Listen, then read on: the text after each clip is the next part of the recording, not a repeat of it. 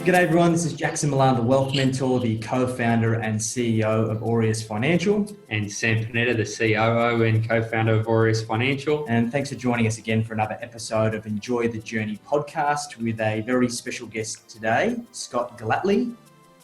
Gentlemen, how are you both? Doing very well, mate. So excellent. We've known each other for a while in various iterations of your business journey and also my business journey. Been a massive contributor to our success in a number of our businesses, and mate, we'll put you on a pedestal for today. The ego doesn't get too big.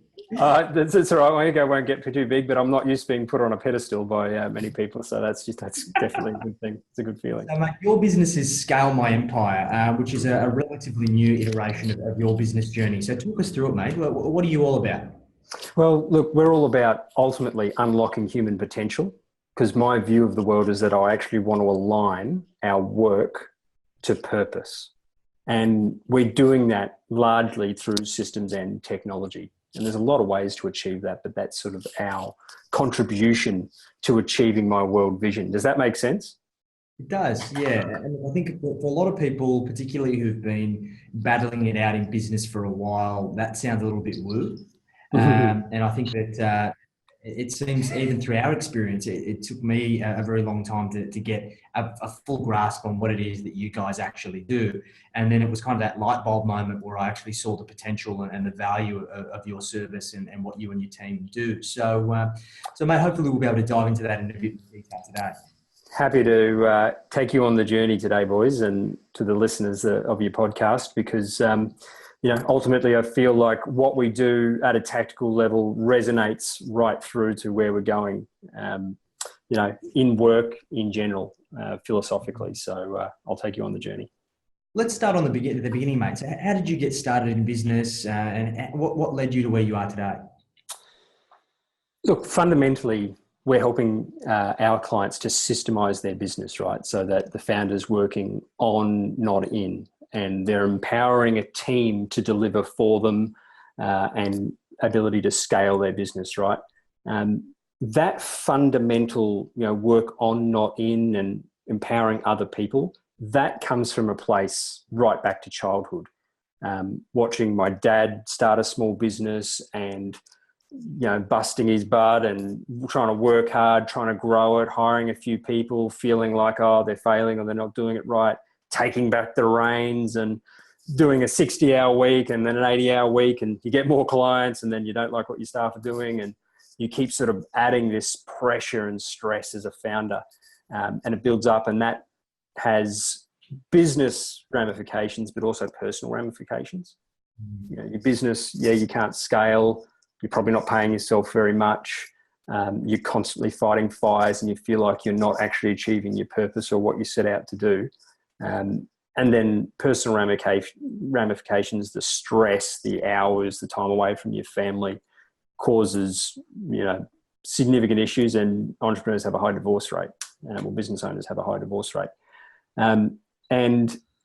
Starting with that journey, and then through my professional life, working for sort of what you call boutique IT groups or small IT agencies, saw a founder in many cases that didn't actually have any systems in their business and just kind of relied on finding really expensive, highly skilled people that they thought could deliver and just letting them loose however they could potentially do it on their clients, and finding that, again, ultimately there were problems and there would be stuff ups and it would come back to the founder to try to solve.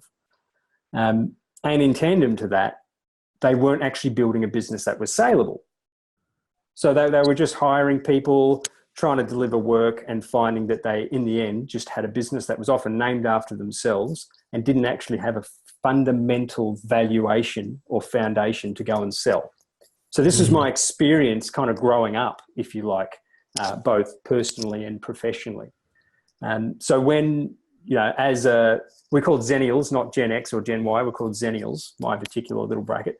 When we get to that point in our late 20s where we're like, I've had enough of this, I'm going to go start my own gig. And over the next few years, we start to do that. I immediately thought, well, first of all, what are my assets? And it's knowledge of IT, project management, systemization. and what kind of business do I want to create?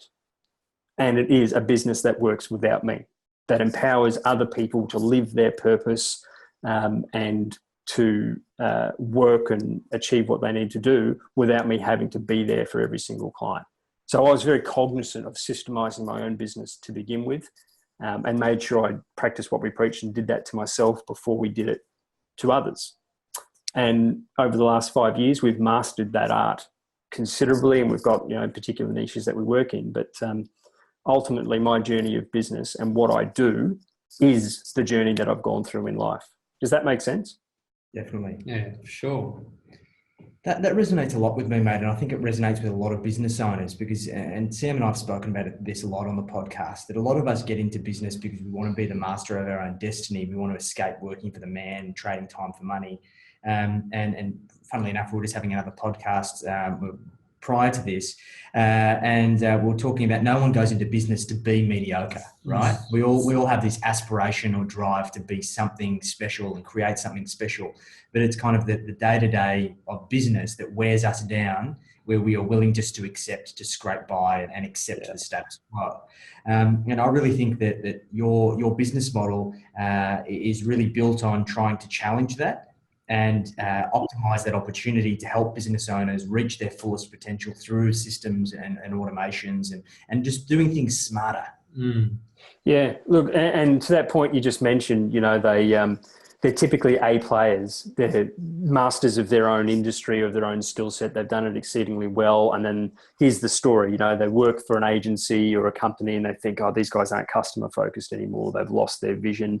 I can do it better. I'm going to go start my own business, because the barrier to entry, frankly, is pretty low to start your own business now. You can get a website fired up for $1,000 and start selling. So you can do it pretty quickly. And that's the journey that so many people start on. And then they get a few clients and they realize, now I have to hire someone. It's an exciting prospect. I'm going to hire my first person. And, that makes me really a boss, not a freelancer. I'm a business now. And they hire their first person and they've got two choices. Hire someone super experienced, super expensive, that can kind of do their own thing and accept they'll probably do it well, or hire a junior and spend a lot of time training them up, but make more margin. And typically, they'll hire someone super experienced and go, all right, now take these clients. I'm going on holiday. It's happened. I've got staff. Excellent. I've got a team. I'm going to take some time off, and the wheels fall off. And the wheels totally fall off. And that's when they go and take back control. And now they're burned, right? Now they're like, oh shit, hang on. These people are super expensive. My margins are getting smashed. I already wasn't paying myself enough, and I've just had to skip a month of my own payroll. So now I've got to start reducing the customer experience, or I've got to start doing things cheaper or leaner or whatever. And they end up becoming the very thing that they left. That agency that's had to fight in the trenches and have become that way over many moons of struggling. And the actual answer to solve that isn't, it's actually through systemization. And it's something that, I can educate even the people that are listening on this podcast with some simple steps to learn how to do. That would resonate with so many people, so many business owners, and you know your client very well, Scott. I must tell you, that's the journey that so many people would go through. They're sitting there listening to this and they're nodding their head going, that's what happened. That's what happened to me. It's how long did it take you to figure out that that's the customer journey? That's what's taking people from, being employed to being the business owner, to working out they've got a problem, to coming to your front door and going, Scott, you got to help me here. I saw it even before I started my business in the people I was working with. I just didn't know it yet. And I thought I'll go and start a business and try a few different things, and learned it very quickly. But it takes time to master your own art. And now you realize that all of those experiences you've had over your entire life have led you to this point, and you can actually say, all right, I see this with total clarity now. So it takes time. So in your experience, mate, what are the really, typical industries that are suffering from this the most? In my experience, and the reason that we've niched down on them and really helped them the most, are professional services style agencies, people that have big teams and are selling their knowledge and, in a sense, their IP and time for money. And you might, for sure, you might have retainers, you might be value-based pricing, but effectively you're selling, your product is your team. Your product are the people that have experience, have knowledge, and you might have a framework or some particular IP around how to get a great result. That's really the product that you're selling. And they're the people we can help the most. We know agencies as well as they know themselves because we are one. We've been one. We've helped thousands of them, and they're in a real particular pain point because products don't talk back. Humans do. Humans want to do their own thing. Humans actually want to be explorers, creators, relators, builders, strategists. They don't want to be data entry clerks and cogs in a machine, right? So we actually think that we can help them the most because technology combined with the processes, procedures, and the right people, process, technology, and measurements can actually abstract the mundane stuff that we do day to day and automate it and free us up to work at that higher level and do it consistently in line with our brand and our vision that the founders got every time. Is that making sense? Really powerful. Definitely. Yeah, very powerful. We help agencies, more or less. That's who we help the most. And for sure, there's other people in that realm, from manufacturing to financial services, that we've helped along the way and still continue to. But agencies are a sweet spot because we know them very well. Well, here's the thing, right? So when we first started working together, and more so just to give some more insight to the listeners and those who are watching this podcast, I had a vision of what I wanted to create, but in a services business, you always have ambitions and dreams for what you want to deliver to your clients, but you're limited by the time you have available in order to do it scalably across all of your clients. And it's not until you get to a point where you can actually commoditize that lower end, that lower end workload that is always going to be there, that you actually are able to free yourself up to deliver more value, and in turn be able to help your clients achieve better outcomes, and in turn be able to charge more for it, and have a scalable and kind of world-class business. And it was really through helping and working with you to map that out, that we finally saw, this is what we need to do in order to get to that vision and make it a reality. So for us, it was relatively straightforward. But I think that for most businesses, some of them aren't at that point yet. They're doing what they've always done. So for these professional services agencies, what are kind of the common problems that they're experiencing on a day-to-day, week-to-week basis that are impeding their ability to get to this point? Well, as you said, you sort of alluded to, you can't see the woods through the trees because it's hectic, right? And once you've started to build a team of sort of 5 people and you've got that amount of book of work and that amount of revenue, it starts to get really difficult. So typically an agency owner or even any business owner at that point needs to find some, because if you don't have cash to pay someone to do it for you, you've got to pay for it in time. That's your options, right? You've either got money to outsource the development of your systems, or you've got your own time that you've got to spend doing it, and you just got to make that choice.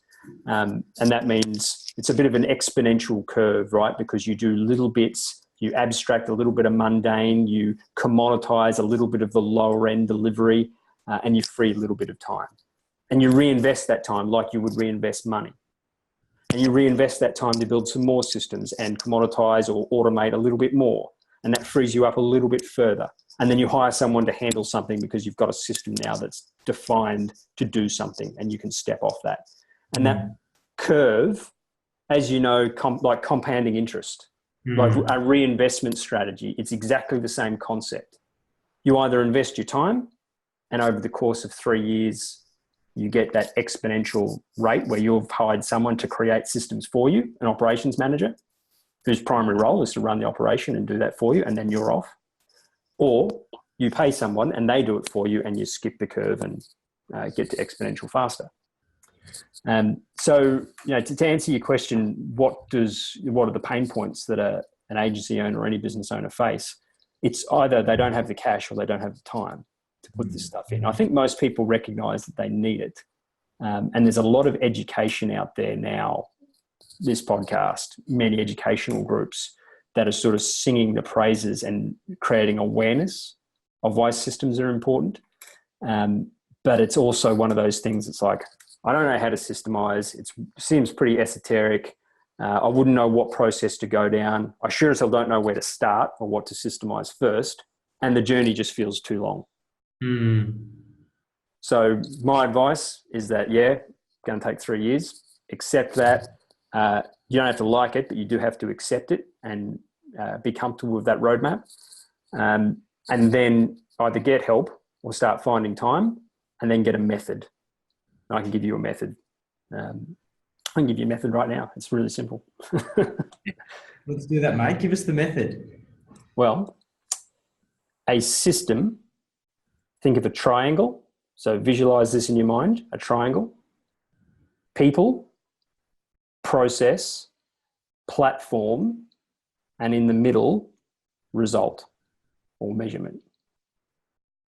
The people is the role, the skills, the experience, the temperament, the culture, what attribute someone has to have in order to do a particular task in your business.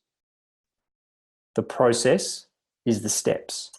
Dot point, flow map, doesn't matter. It's the steps. What does that person have to do to achieve a result? And this could be LinkedIn outreach. It could be invoicing. It could be how to deliver web design in your business, or how to deliver financial advice, how to create a statement of advice, or any of those things. Platform is the leverage, and it's the technology that underpins the person to do the process. And in old times, it was pen and paper.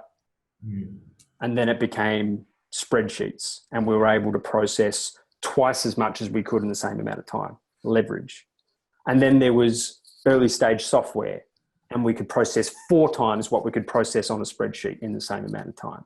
Now it's, basic automation like we've got now, and we can do 20 times what we did previously on a piece of software. And tomorrow it'll be artificial intelligence, and artificial intelligence will be able to process massive amounts of data and systems in your business in a split second, and achieve the same result consistently, and commoditize a whole section of your business so that you're freed up to do something else. Anyone who's not adapting, right? So anyone who's still floating around with a pen and paper, you look at, today when we've got software to help, and tomorrow when we've got AI to help, they're going to struggle. There's just no way a business that's not adapting. They've got the processes and the people. They've had that. Businesses have had that for years. But unless they're taking up the technology side of things, then they're not going to be able to compete. There's no way into the old ways. These new guys are just going to push them under the table. It doesn't even have to be a new business. It can be an old business adapting to new ways of doing things. Yeah, you're spot on. And like I said, technology or platform is the multiplier, the leverage. And how technical you get increases the capacity and the scale of what you can do or should do. And that's how you should approach it. And a lot of new businesses, like I say, that situation where the person who's like, I'm sick of my agency, I'm going to go out and do my own thing, because they don't have any baggage or a team, they're often adopting technologies that are current of the day, or even looking forward, and so have that leverage from the get-go. Whereas an existing agency or someone that's been around for a while might feel like, you know what, the roadblocks to getting a new product in or a new technology in or whatever are just too great, and I need to make money because profit wasn't great this month and I've got other priorities, right? And my main ops manager just quit and I've got to sort that out before I do anything else. It happens. So that's the leverage point, right, Sam? And the higher the technology, it's just been a journey of leverage, from man using his hands to using tools to using animals to using machinery to using computers to using AI, is this process of leverage and of multiplying productivity. But the thing that ties these 3 points of the triangle together is result, measurable result. So you have to be able to put some kind of figure, qualitatively or quantitatively, on what it is you're trying to achieve with your system. And to bring this from an esoteric diagram in your mind to something real. Let's take a situation of social media outreach, LinkedIn outreach. It's on top of my mind. I'm doing it right now. So let's say you're a professional services company. You want to generate leads through LinkedIn. What is the role that I need to go out and generate leads? What kind of skills do they need? What kind of experience? Maybe it's sales. Maybe you're looking at low volume, high quality sort of stuff, high dollar value stuff. So you want some top line people, or maybe you're just looking for volume on low quality stuff. So it's low experience, low skill, like virtual assistant. You've got to define the role in line with what you're trying to achieve. Then the steps. What steps do I want them to take to create a beautiful customer experience for the people that I'm outreaching to and achieve the result that I want? And it's step 1, step 2, step 3, step 4, if this, then that. Just dot point it out or draw it as boxes and lines to work out what those steps are to make that result happen. Then what's the platform? And it could be manual. It could be, now there's some cool automated LinkedIn tools. But what is the platform that's going to speed that up or allow that to happen? And then what's the result? I need 5 leads a month. I need 10 leads a month. I need 100 leads a month, or bookings, or strategy calls booked, or dollars earned. What is that result? And now if you write that down on a piece of paper, you've got the system. You go and get the person, whether they're internal or a virtual assistant. You teach them how to follow the process and use the platform, and you tell them this is how you're going to be held accountable. It's very scientific. It is. It's straightforward. It's a system for creating systems. And you can apply that model to any part of your business. To go to right back to what you said before, Jackson, agency owner, stretched out of my mind. There's a lot going on. Where do I start? Well, just think, what's something low level that you can commoditize in your business, generally in the delivery of your product or service, that you can put a system on that either takes it out of your basket or allows you to put a lower cost person on to drive it. I think one of the biggest barriers to entry there, mate, is that I think a lot of business owners haven't come to terms with their shortcomings in business. They haven't come to terms with the fact that they actually need to do these things. They need the right systems, processes, automations, and workflows to optimize their business, because they're already onto a good thing. They might be turning over 7 figures already. They might have a pretty decent team. Things are working well enough. And I'm sure you encounter this all the time, that good enough is good enough. And I guess let's talk about some of the real tangible outcomes that some of these businesses can actually achieve. So in your experience, if you're working with a well-established agency that has some scale, doing good things, have a team, what are some of the outcomes that they can expect as a result of kind of going through this process? 3 main things. Profit, because if your team work more efficiently, or you can put lower cost people on to do the same thing because it's systemized, you can increase your margin.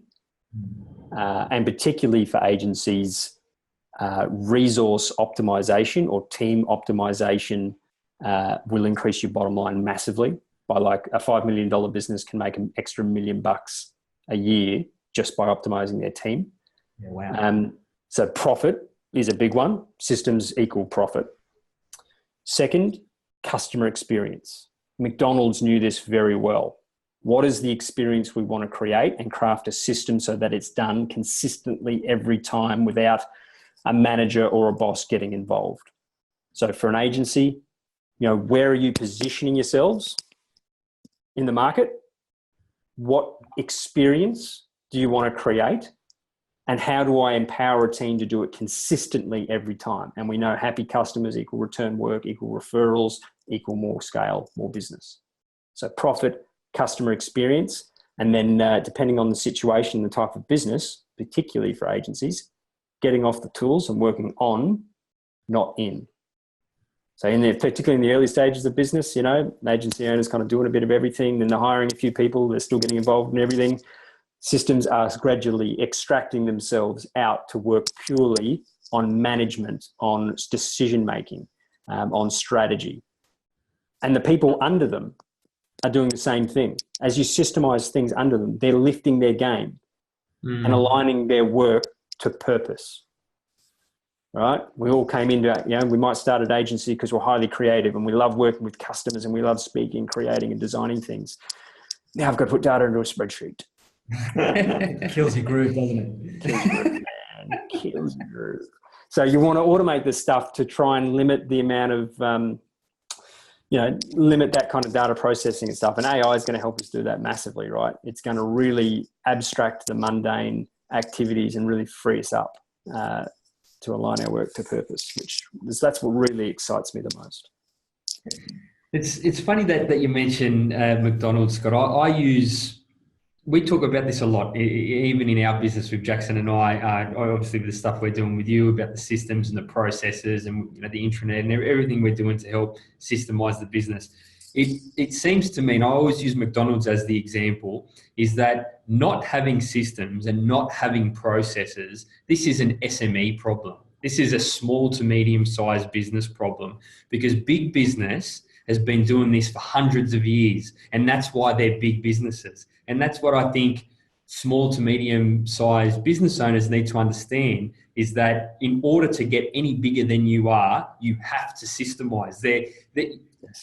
Commonwealth Bank, BHP, McDonald's, these people have systems and processes in place. The boss, or the millions of shareholders, they're not running around pulling their hair out trying to, tell the new person how to do their job. And I think this flies over the head of a lot of SME business owners, but it's too important to.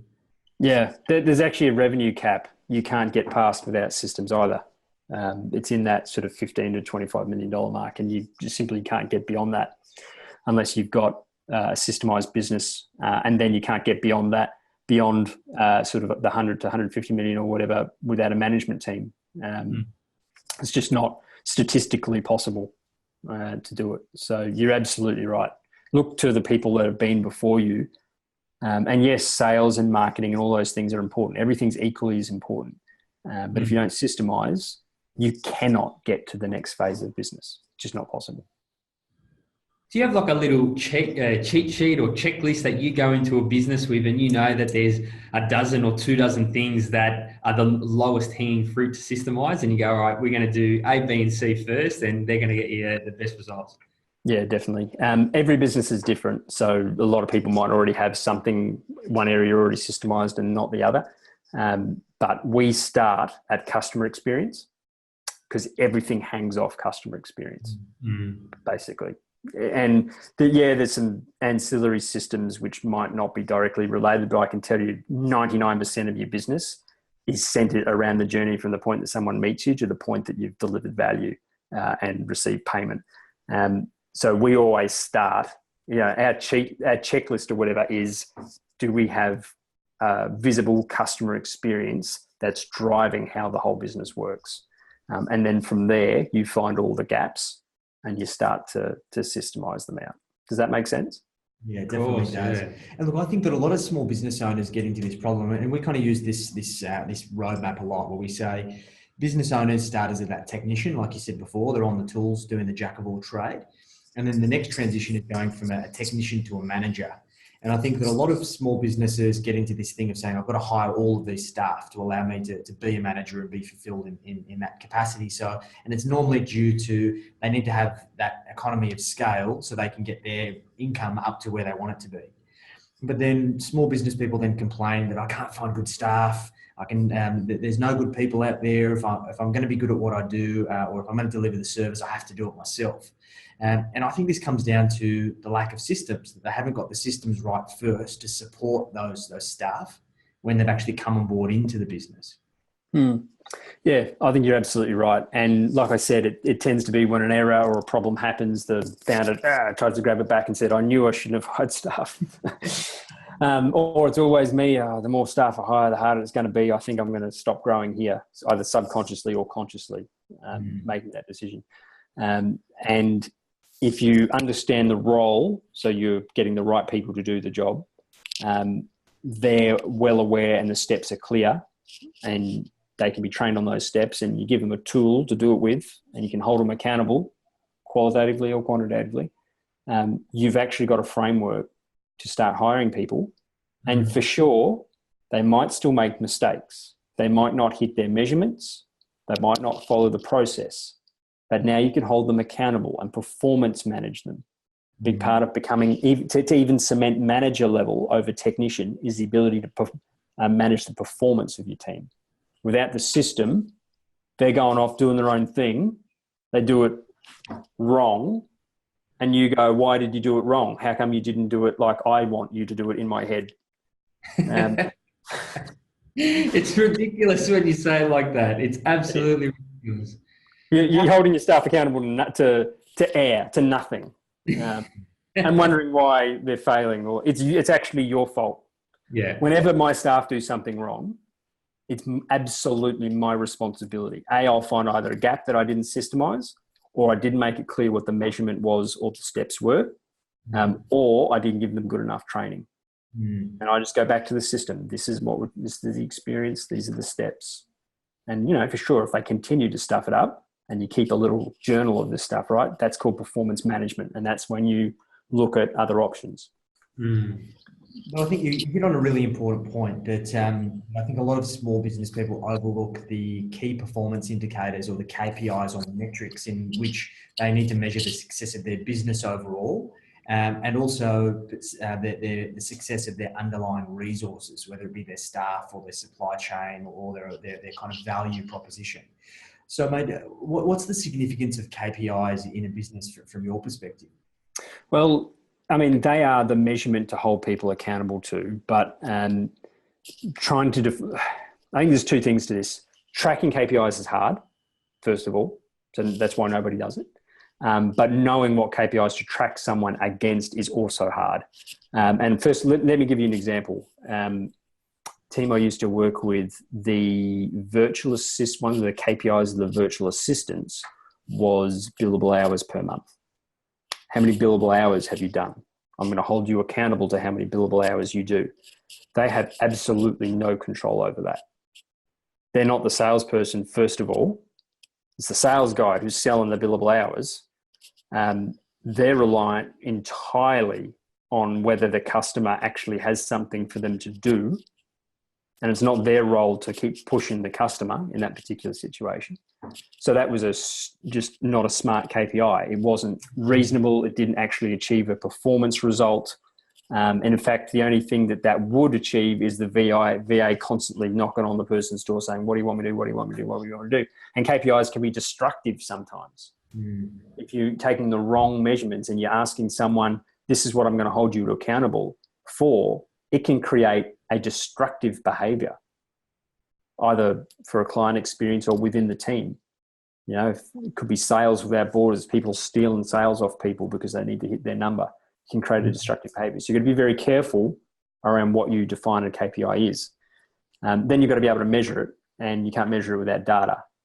And that means you need a technology platform, short of a whiteboard, which also is fine to track things. You may need a technology platform that captures data, timesheet data, sales data, time data on how long it took to deliver a project, whatever that might look like. And for sure, AI and those sort of, cool technologies will help abstract a lot of that for us in the future, but she ain't there yet. So we got to do it. We got to plug time in. Not everyone likes that, but that's what you've got to get to. So I think those things are hard. I think that creates a barrier to entry to the measurement piece. And that's probably the biggest challenge. But if you even just start with the 3 Ps and you agree on a measurement, even if it's qualitative, I want my customers to say they're happy, and you just get on your customers and say, were you happy with the project? Yes. You've achieved the result. That's a measurable outcome. And I think it's a no-brainer, right? But not many people are doing it. Like, for example, an initiative that we spoke about previously is about automating client feedback. And we implemented an autoresponder that after every meeting we have with a client, they get an automated email that basically says, hey, fill in this survey. Here's a little bit of a bribe. We're going to give we do a raffle once a month for 2 free gold class tickets. So how about you jump in, give us 5 minutes of your time and go into the draw to win. And the feedback is really valuable to our business.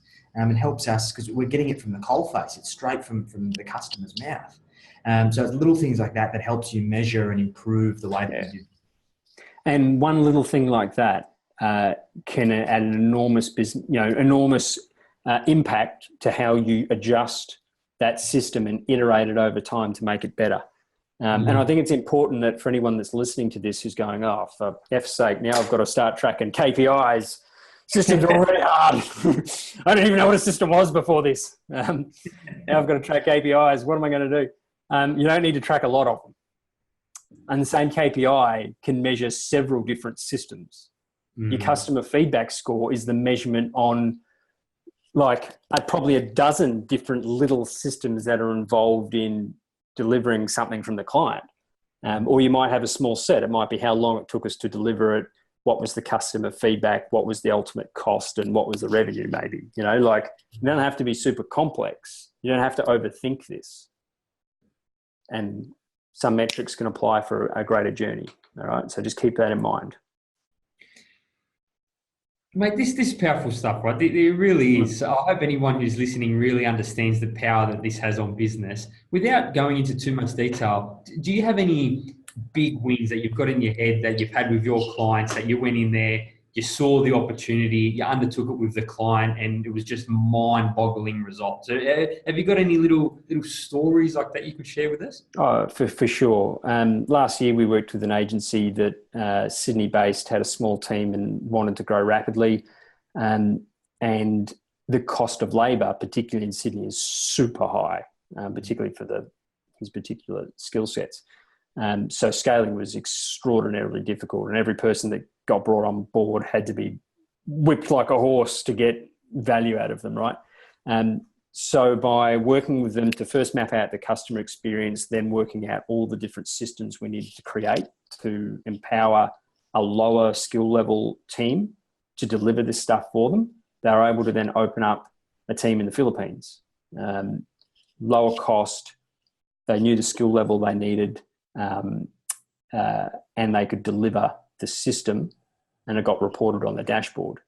And that enabled them to both double the team without doubling the labor cost, but they also doubled the revenue because the owner was then free to sell because he wasn't busting his butt delivering. He had a team to deliver. So he was free to sell. The cost of that delivery was reduced, the average cost sharply, so profit increased as well. And he doubled his business in 6 months. Wow. Which is, he was ready to go. He had his finger on the trigger with a whole bunch of clients, and it's like, boom, we're in, let's do it. So perfect scenario, perfect situation. But, similar story with so many customers. And like I said, even a $5 million agency that optimizes their productivity can make $1 million pretty quickly. On the bottom line. So it's a massive ROI from what it costs to get this stuff done. But I think one of the points that you just raised, Scott, that I think a lot of business owners are still fearful of outsourcing. We know you've done it, we've done it, we've had tremendous results. We've got a team in the Philippines that are basically like the Aureus family, and they really are passionate about what they do. They deliver phenomenal outcomes for our clients. But we know that a lot of people out there have had bad experiences when it's come to outsourcing or heard horror stories. So when it comes to getting to that point of being able to create that offshore team, what are the keys to success? First of all, anyone that's listening to this, never say outsourcing or offshoring ever again. It's just building your team. In fact, after this, I'm just going to punch myself in the gut for even mentioning it. Of course, I also just like doing that for fun. So in today's world, your team, you have to accept the fact that your team are going to likely be, particularly if you're an information worker, like an agency or professional services doing what you guys do, your team is going to be geographically dispersed. They're going to want to work from home because they actually want to spend time with their family, or they're going to work from a co-working space because it takes 2 hours in traffic to get to your office, but they still want to be surrounded with a community. Or they're going to be in the United States or in Europe or in Philippines. Frankly, it doesn't really matter as long as you've worked out your time zones. That's actually the only barrier.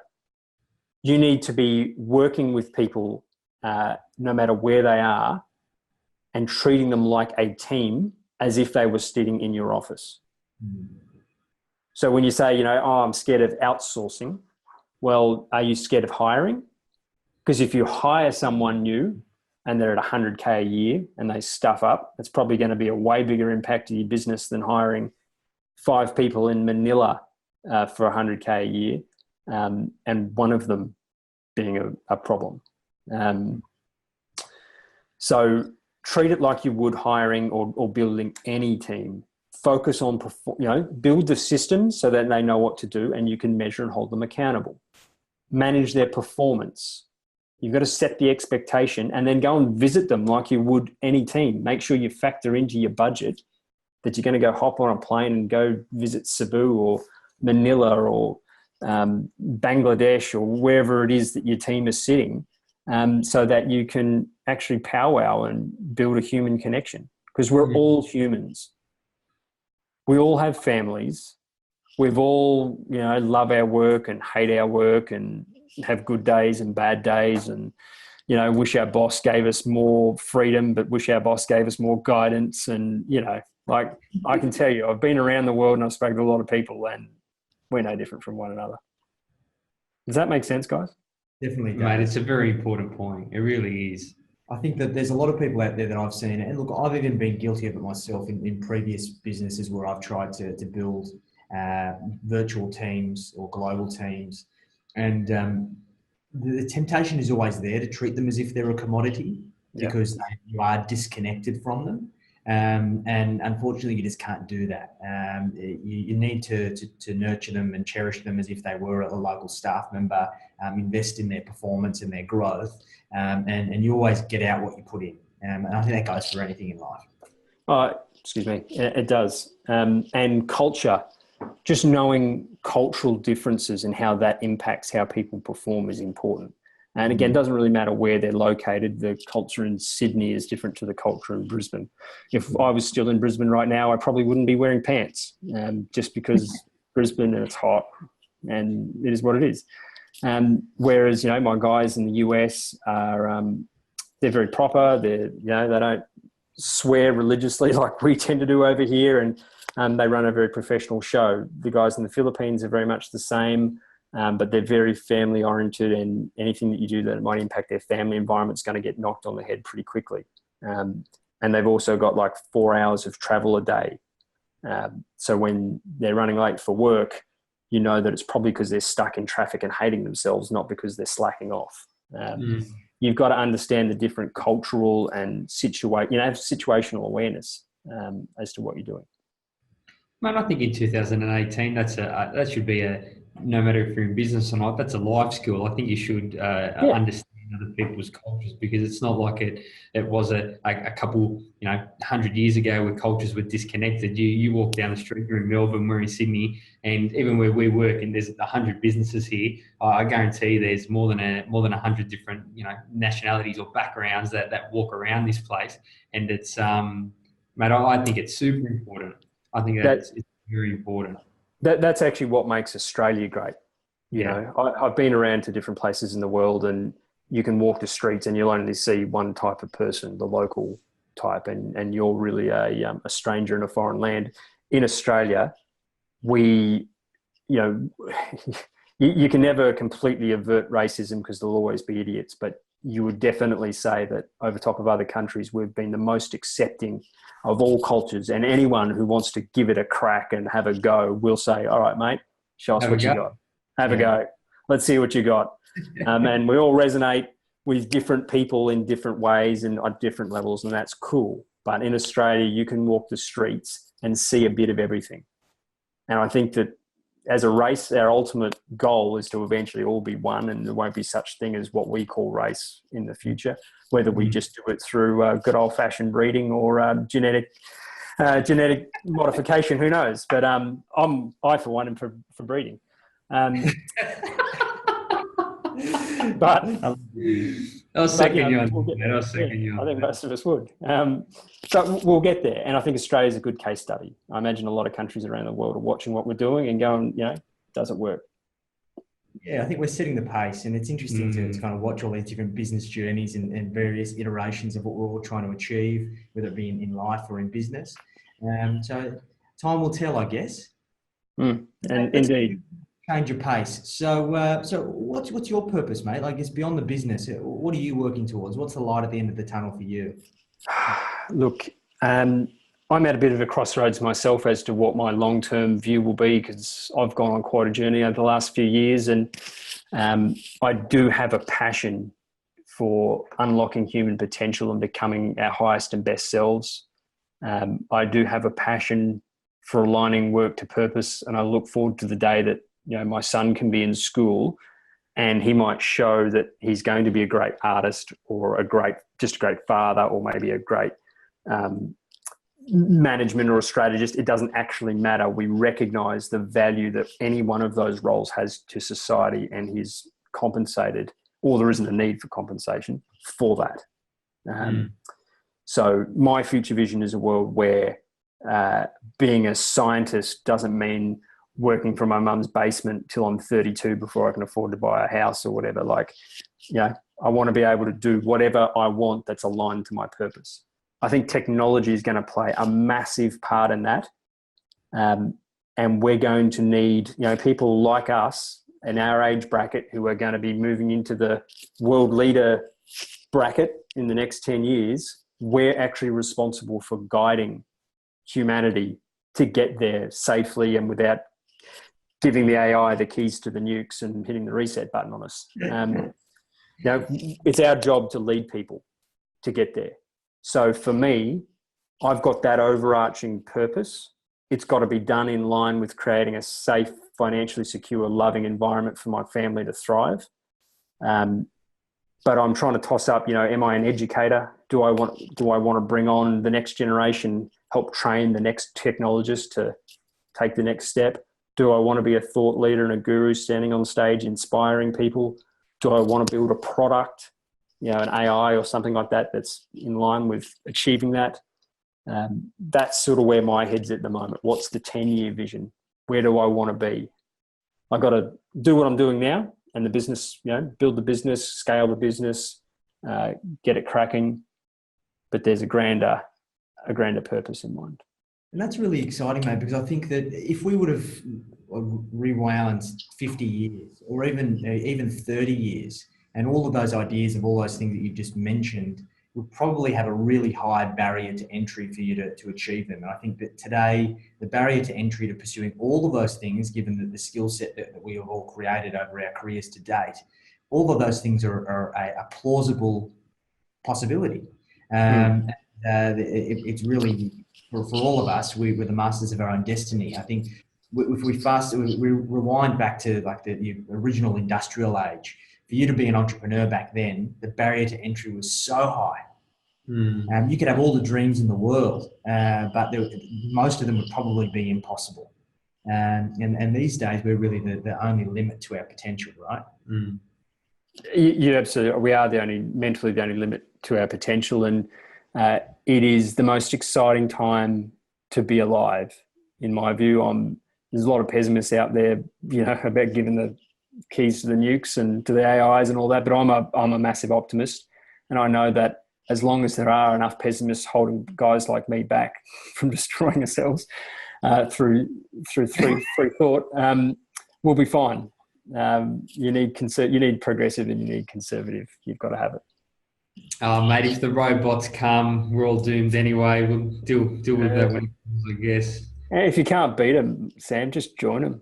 Just become a robot. I reckon if you're right as a robot, I'd be a good robot. Yeah, just be like a head in a bubble, like a brain in a bubble, and just robot the rest of it. Exactly right. We're like 90% there with the stuff we can do already. So, you know, we'll be out of a job, mate. I don't think robots need coaching with money and all that. Here's the thing, and this really interests me, and you're on the forefront of all of this technology and kind of innovation space. So it's really interesting to get your perspective. And I think you're exactly right. There's people on both sides of the fence. There's the optimists who are super excited about all of this stuff that's going to happen, and there's the pessimists who are really weary about this technology going to result in, particularly in this AI space. So what's your view on what AI and technology is going to look like in the next 10, 20 years? Well, I mean, certainly for me, it's not going to be about programming software. It's about teaching an AI to achieve a result and then training a team to talk the language of the AI. That's the future of my industry. as a technologist. For everyone else, we're going to see massive job displacement, and that's going to be a challenge, a serious challenge that we've got to address at a government level and at an economic level. When you start hearing guys like Elon Musk talk about universal basic income, it's because he actually knows what this is going to do, right? He's a pretty smart guy. So we're going to have to completely change how the economy works. We're going to have to completely change how government works. We've got to change what we see as value in our work.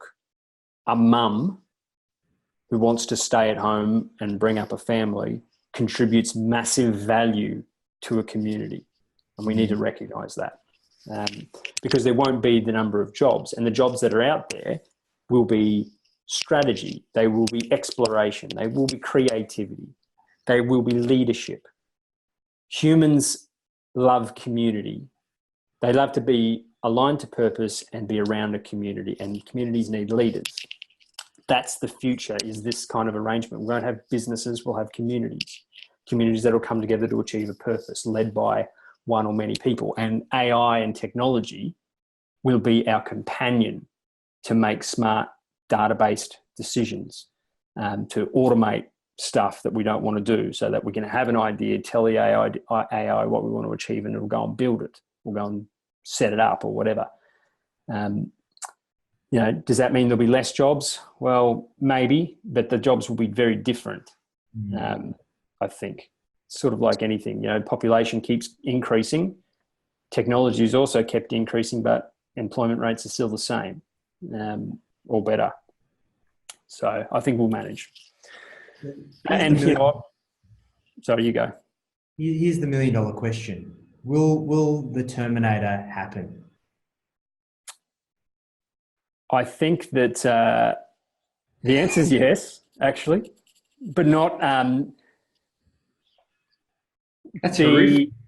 It's terrible. That's why I'm like, probably yes. But how do I make this less scary? I think military will lead through weapons research a lot of the technologies that are going to change the world. That's actually reality, and it always has been. Hopefully now, entrepreneurs and businesses, purpose-driven organisations like SpaceX are going to make a bigger difference in the future. But military's got a big part to play in it. And once everybody's got all the same robots, or one person has all the robots, warfare will end definitively, and we'll have a chance to realise that we're all the same. I think that as long as there's enough pessimists and people out there watching the scorecard to make sure that the AIs don't get the keys to the nukes, we'll be okay.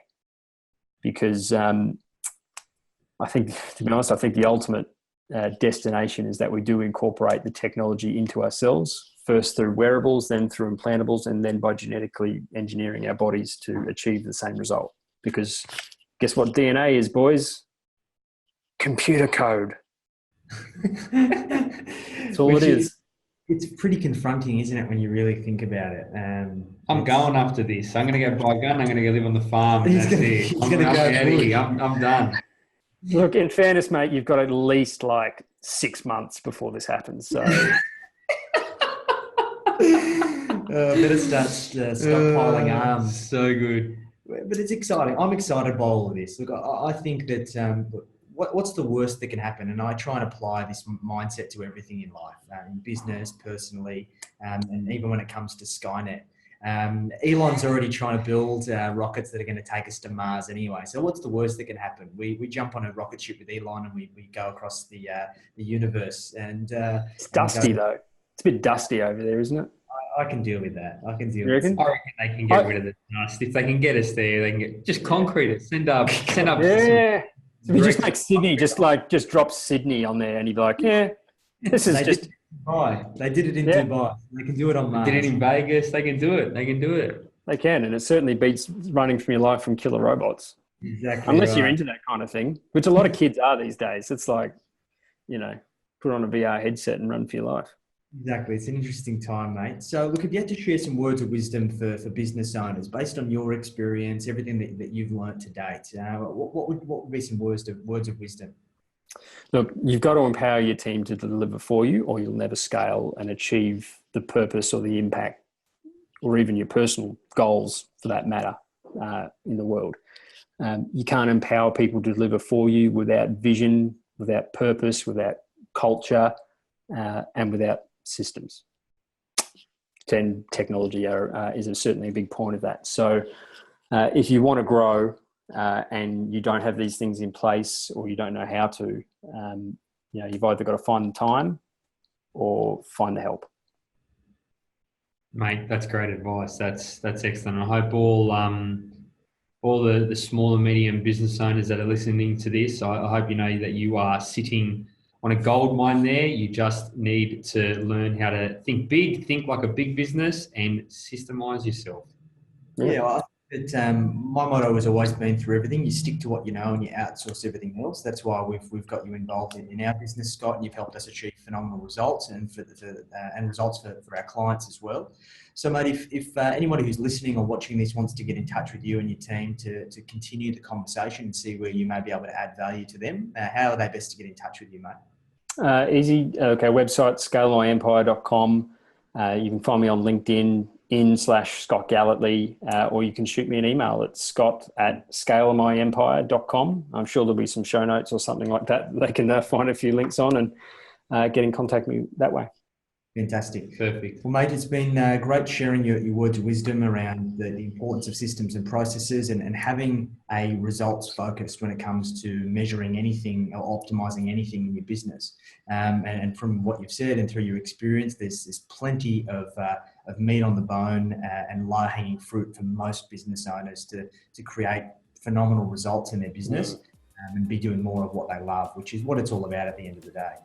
Spot on, boys. Love your work. We'll be standing in line to get onto SpaceX as soon as Skynet launches and goes live. Yeah, so. And I'll be sitting there going, no, guys, they're all right. They're totally cool. Don't worry about them. The guns, don't worry about the guns. The laser eyes, it's all for show. Mate, I really appreciate it. We'll catch you soon. Thanks, everyone. Another episode of Enjoy the Journey podcast, and we'll catch you next time.